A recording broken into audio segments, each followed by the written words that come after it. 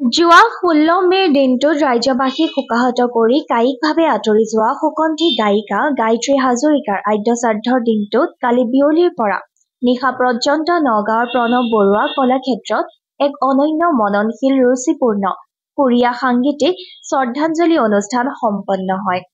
নগাঁৱৰ চাৰিগৰাকীকৈ সংস্কৃতিবান সত্তা ৰঞ্জন বেজবৰুৱা, মুনীন্দ্ৰ শইকীয়া, কুলপ্ৰদীপ দাস আৰু দীপাংকৰ শইকীয়াৰ তৎপৰতাত সংগীত শিল্পীসকলৰ সহযোগত বিদ্যুৎ সমাজৰ উপস্থিতিত গীতে মাতে এই শ্ৰদ্ধাঞ্জলি আৰু স্মৃতিচাৰণ অনুষ্ঠান গায়ত্ৰী হাজৰিকাৰ প্ৰতিচ্ছবিত বন্তি প্ৰজ্বলন আৰু পুষ্পাঞ্জলি অৰ্পণেৰে শুভাৰম্ভ কৰে বিশিষ্ট অনাতাঁৰ শিল্পী দুৰ্গাময়ী বৰাৰ লগতে সংগীতজ্ঞ কৃষ্ণ দুলাল বৰুৱা আৰু বিশিষ্ট শিক্ষাবিদ তথা বিৰিঞ্চি কুমাৰ বৰুৱা মহাবিদ্যালয়ৰ উপাধ্যক্ষ ডক্টৰ কমল শইকীয়াই।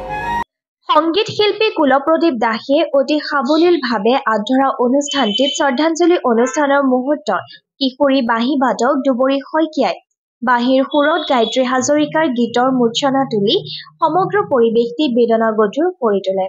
শিক্ষাবিদ ডক্টৰ কমল শইকীয়া, সংগীতজ্ঞ কৃষ্ণ দুলাল বৰুৱা, আনন্দৰাম ঢেকিয়াল ফুকন মহাবিদ্যালয়ৰ অধ্যক্ষ ডক্টৰ সদানন্দ পায়েং, সংগীত শিল্পী দীপক কুমাৰ শৰ্মা, তেজপুৰৰ বাণ থিয়েটাৰৰ কাৰ্যনিৰ্বাহক সদস্য পংকজ বৰুৱাকে ধৰি একাংশ বিশিষ্ট ব্যক্তিয়ে স্মৃতিচাৰণ কৰা ৰুচিপূৰ্ণ অনুষ্ঠানটিত গায়ত্ৰী হাজৰিকাৰ কণ্ঠৰে লাখ লাখ শ্ৰোতাৰ হৃদয় স্পৰ্শ কৰা সৰা পাতে পাতে গীতটিৰ গীতিকাৰ আৰু সুৰকাৰ কাজল শৰ্মাই গীতটিৰ জন্মলগ্নৰ কথা সদৰি এনেদৰে আৱেগিক হৈ পৰে।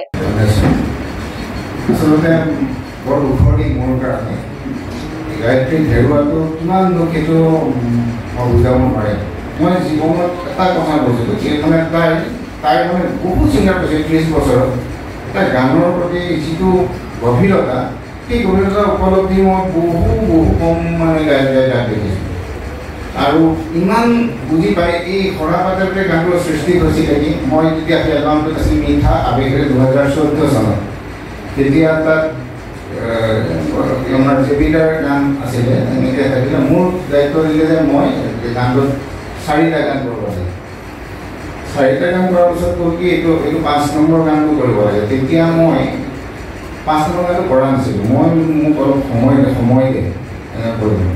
তেতিয়া মই এই ফ্লাড কণ্ট্ৰল মানে ৱাটাৰ ছেক্সৰ এই ৰহা দীঘলী মাথাইটো কৰি আছিলোঁ ফাগুন মাহ আৰু সেই এখন চকীত মই বহি আছোঁ। এই নাম্বাৰ চাম্বাৰবিলাক কৈছে মই চাই আছোঁ ধুলিয়ৰী আকাশ তাত ক'লা কিমল মদাৰৰ এই ৰংবোৰ ইমান জিলি দিছে আৰু এই কথাকেইটাই মোক বৰ আমনি কৰিছে।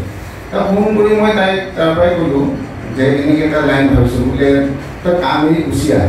মই গুচি গ'লোঁ গৈ পেলাই তাতে বহিলোঁ অন্তৰা মোৰ ৰুমত লিখা পিছৰখিনি এনেকেই আৰম্ভ হৈছিলে আৰু আজি বহুত দুখৰে দিন।